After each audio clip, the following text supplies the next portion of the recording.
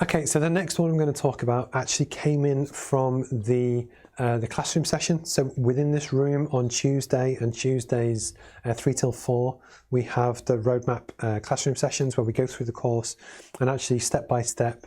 Last week's and also this upcoming week was all about the course introduction and module 1, setting your aims and goals, what you want to do and how.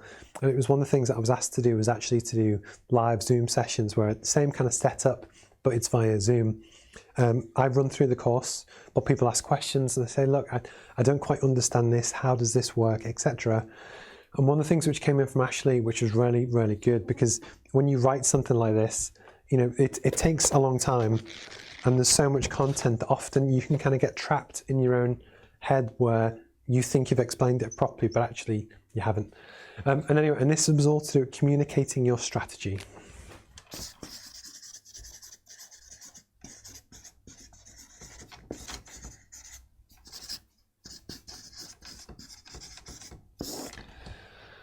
I also apologise if my handwriting is terrible, but you know, you get the gist. So in this instance, and this is hopefully where it might be kind of quite interesting, we're going to use the example of a business which has multiple offices. So you have a group and then different divisions or different offices on what they do.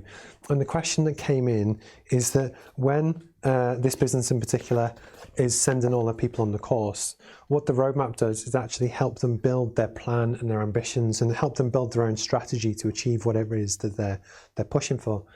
And when Ashley asked, should she or they let the divisions come up with their own strategy, or should it come from the top and then the others fill in? So I'm going to explain why I gave the answer I did and then hopefully draw it out as well. So my belief, actually no, I'm going to do it the other way. If you're the business owner and you've got multiple divisions, multiple staff who all have their own plan and that kind of thing, if you let them all create their plan based on what they think they should do, what you end up is lots of separate mounds that could overlap. You might have a few, but the issue is your 6 different divisions might come up with a great strategy which is great for them, which helps their growth, but it doesn't necessarily fit within an overall vision. What you really want to do is that you need to plant the seed from the top, and the way I'm going to draw this out, it's like a mountain, flag at the top. So the MD, the big, one of my competitors calls it the big, hairy, audacious goal. But actually, when you have your big North Star goal that you're looking to achieve, this is essentially where the owner or the MD of the business should basically say, look, this is the goal. This is what we're trying to achieve. So that is the mountain.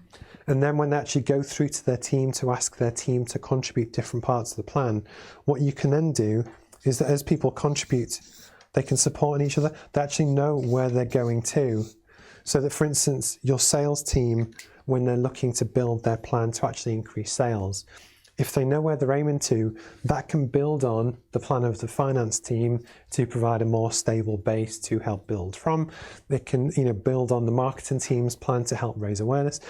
And actually, the reason why it should come from the top is that you need to set that North Star that everyone else builds towards in the example of a very badly built kind of mountain.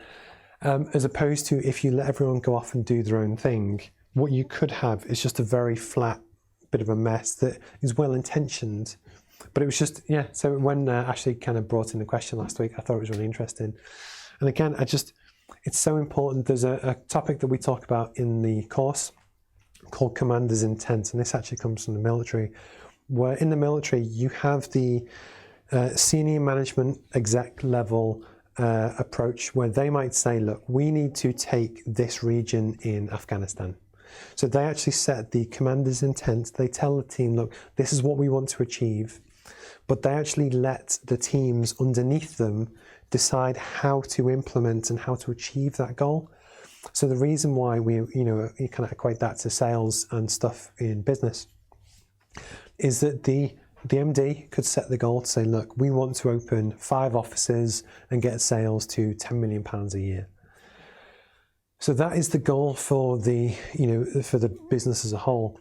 But actually for the sales team, based on the people within the business, I would then, within their own plan, So they would work out their lead actions, which I've covered in previous kind of, ones of these, where people can basically learn how to build a sales pipeline, how to manage it properly.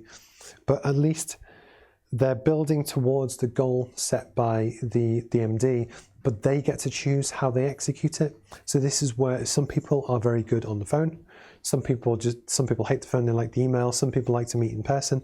But the idea is you actually let your team execute their area of the plan how they see best fit, if that makes sense. And then what you're also doing is that you're empowering your team to be, almost look after their own accountability and responsibility, which is what you should do anyway. But that also requires less management effort. So one of the big things that I'm always very kind of hot on is running lean and efficient teams and actually just giving people trust and accountability to kind of do their best within their remit. So I know I've kind of waffled on a little bit there, but hopefully it was quite useful. So essentially, yeah, when you set your strategy, set it from the top down and then build upwards on how to achieve that, if that makes sense. But if I have explained it terribly, please just kind of let me know.